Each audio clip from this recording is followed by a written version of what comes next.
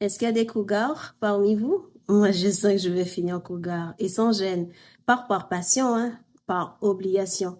Je me reconnais plus dans les hommes de mon âge. On dirait des Picasso qui ont mal vieilli. Vous savez, le genre de tableau où t'es pas sûr si l'œil est à sa place ou s'il est tombé dans la soupe.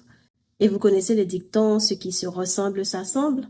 Mais moi, j'ai assez donné. Je veux déserter. Je change de camp. J'arrête de collectionner des antiquités.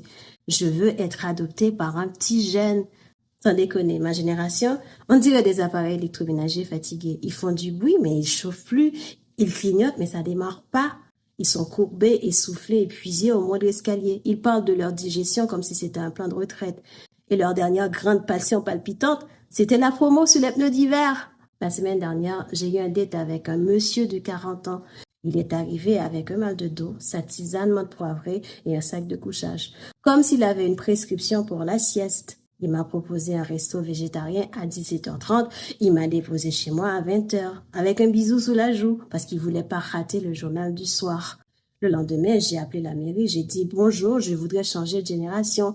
La dame a rigolé, mais moi j'étais sérieuse. Alors, en attendant de connaître le statut de ma demande, je me suis autoproclamée transgénérationnelle fluide.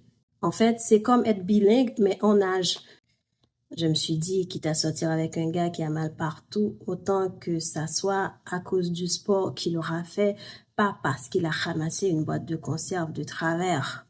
Donc, si t'as entre 25 et 35 ans, tu respires bien, tu digères en silence et tu sais faire des pâtes sans déclencher l'alarme incendie, félicitations, t'as gagné le gros lot.